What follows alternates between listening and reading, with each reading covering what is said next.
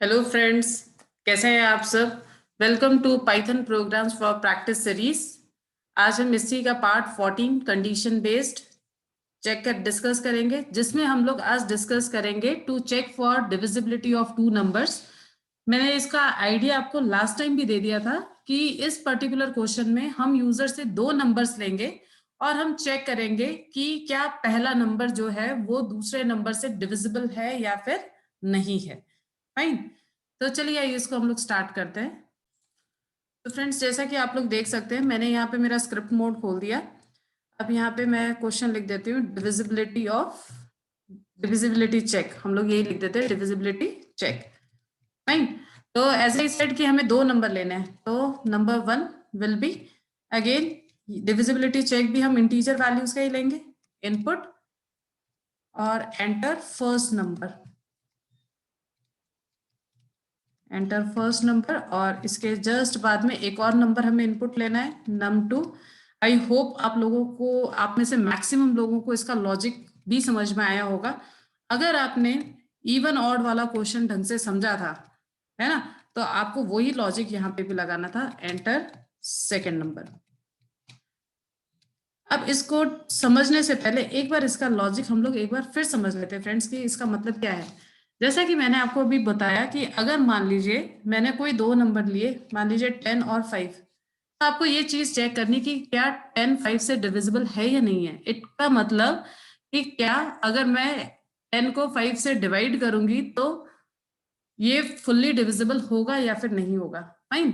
तो इसके लिए हमें क्या करना पड़ेगा, अगर मान लीजिए मैं इस 10 को अगर 5 से डिवाइड करती और अगर रिमाइंडर 0 आ रहा है, it means it is divisible, नहीं तो ये डिविजिबल नहीं है।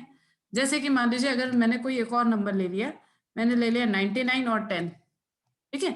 अब अगर मुझे चेक करना है, अब अगर मैं मान लीजिए 10 को 99 से, सॉरी 99 को 10 से डिवाइड करती हूँ, सो इन दैट पर्टिकुलर केस अगर आप इसका रिमाइंडर देखेंगे तो इट विल बी 9।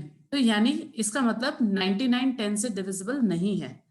तो अल्टीमेटली इसका लॉजिक क्या निकला कि हम ओवरऑल जो भी नंबर्स हैं हम उनका रिमाइंडर ही चेक कर रहे हैं, और अगर रिमाइंडर 0 आ गया it means it is divisible, और अगर रिमाइंडर 0 नहीं आया तो it means it is not divisible. है ना, यही चीज हम लोगों ने पहले इवन और ऑड में भी करी थी। वहां पे भी हमने क्या करा था, किसी नंबर का, हर नंबर का हमने 2 से ही तो मॉड निकाला था, जिससे हमें पता चल गया था कि वो जो नंबर है वो डिविजिबल है या फिर नहीं है 2 से। ठीक है, अगर 2 से डिविजिबल हो गया, रिमाइंडर आ गया था 0। बस यहाँ पे 2 के बदले हमारे पास में कोई अदर नंबर है। तो लॉजिक फिर से सिंपल ही है फ्रेंड्स। num1 हमने इसका मॉड निकाला num2 के साथ में। फाइन।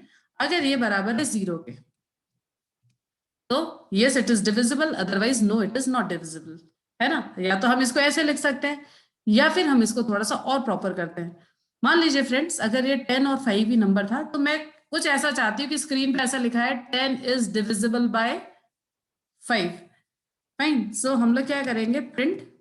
अब जैसा कि मैंने आपको पहले बताया था कि आप कोई भी इंफॉर्मेशन, अगर आप ये वेरिएबल का नाम लिखते हैं तो ये जिस भी वैल्यू को रेफर कर रहा होगा ये वो वैल्यू प्रिंट करेगा।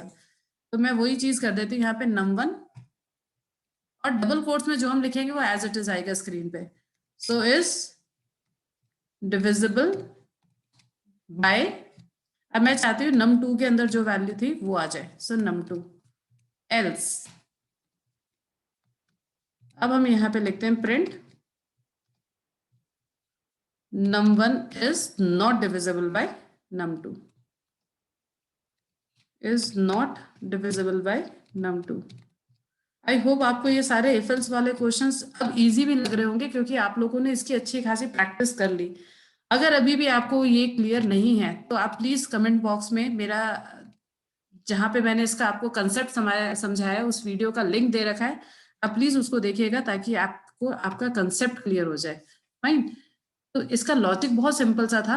अगर ये डिवाइड हो गया तो हम लिख रहे हैं num1 is divisible by num2, otherwise num1 is not divisible by num2।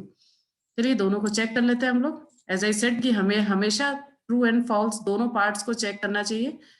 तो चलिए चेक करते हैं इसको। अब जैसे मेरे पास में एंटर फर्स्ट नंबर, मान लीजिए मैंने दे दिया 10 और दूसरा मैंने दे दिया एज यूजुअल 5।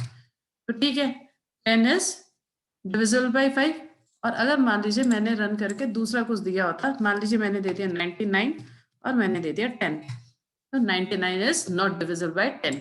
आई होप आपको ये समझ में आया होगा कि हमने कैसे यहाँ पे किसी भी डिविजिबिलिटी को चेक करा है। फाइन। अच्छा चलिए फ्रेंड्स, मैं आपको अब अगला क्वेश्चन बता देती हूँ। बहुत ही आसान सा क्वेश्चन है, that is to find largest between two numbers. यानी आप यूजर से दो नंबर्स का आप इनपुट लेंगे और आपको सिर्फ ये प्रिंट कराना है कि कौन सा नंबर दोनों में से लार्जेस्ट है। Right.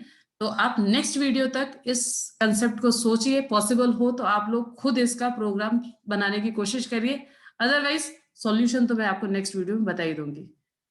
Okay friends, thank you so much for watching this video and I will see you next time.